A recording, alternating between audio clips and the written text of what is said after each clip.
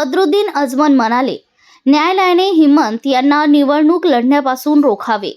ते एक दिवसही मुख्यमंत्री राहण्यास पात्र नाहीत. त्यांना ताबडतोब अटक करून तुरुंगात पाठवावे.